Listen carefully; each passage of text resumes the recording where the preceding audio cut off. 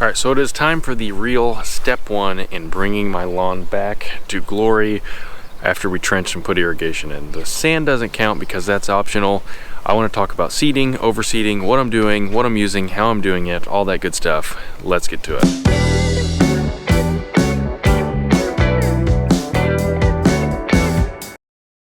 So it is time for me to do my overseeding here on my lawn. Typically this is done in the fall.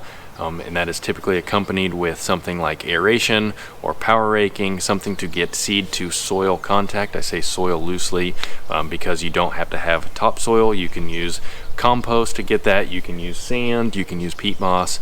You don't have to use topsoil, and I want to show you. Not topsoil. Kentucky bluegrass growing in the crack of my driveway. Not topsoil. Crackgrass. Here's some more grass growing in the driveway in the concrete. This is due for a trim. Oh, that's better. Now I didn't show you that to say that you can come out here and you can put grass seed on concrete and you can grow it. Don't do that. I would suggest doing something to get seed to soil contact. Either aerate, power rake, or if your ground is soft enough, do something like one of those heavy rollers you fill with water, and that should actually go over, push the grass seed down into the soil. Or if you have something soft like sand, that would work too. As for me here, I am just going to overseed on the spots that are sand. I'm going to let it ride. The water should get that seed down into the sand. These spots that are over here, like where I trenched, where it's bare dirt, I'm going to use something like this garden weasel here. I talked a little bit about this in my last seeding video.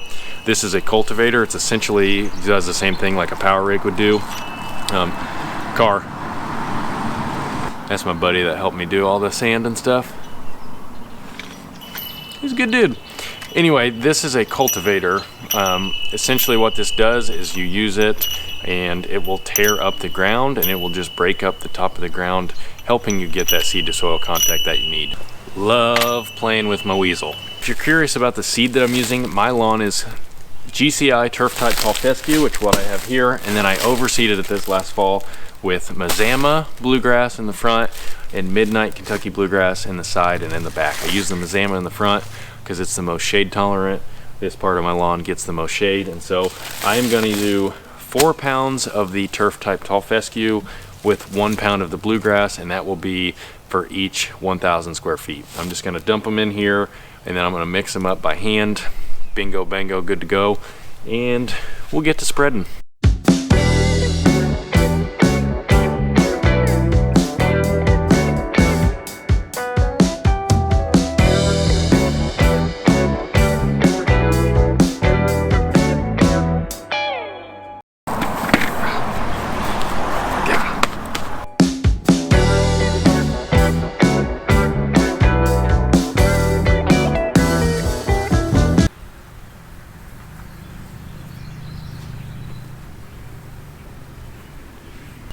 Alright, so I want to show you how heavy I'm going on these dirt spots. All you're going to do, take a little bit of sand and spread it out. And if you can see that, that's about the coverage I want. It's not too thick, it's not laying on top of each other. And I will just weasel this in and we will be good to go.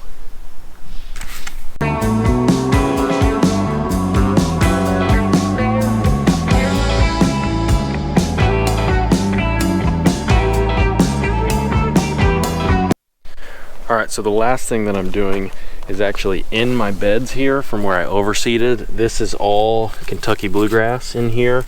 I'm actually going to pull these and try to get all the roots out, and then all I'm going to do is just place them in random spots around here with the sand.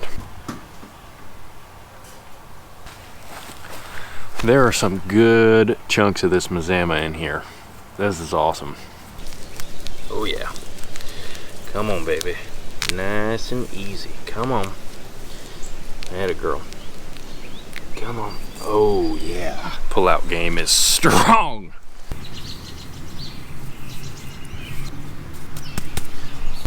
Alright, so this right here is why I'm falling in love with Kentucky bluegrass. Look at that.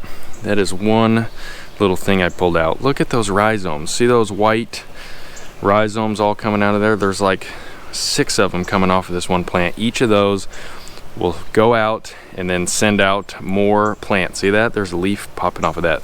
That will turn into another one of these plants. So Kentucky bluegrass can send out these rhizomes and then repair itself and fill in bare areas. That is awesome.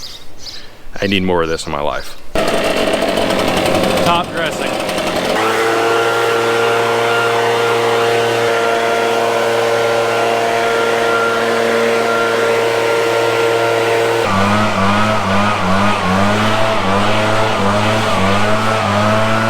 In all seriousness though, I will probably go get some peat moss and put it over the deeper spots where the sand is.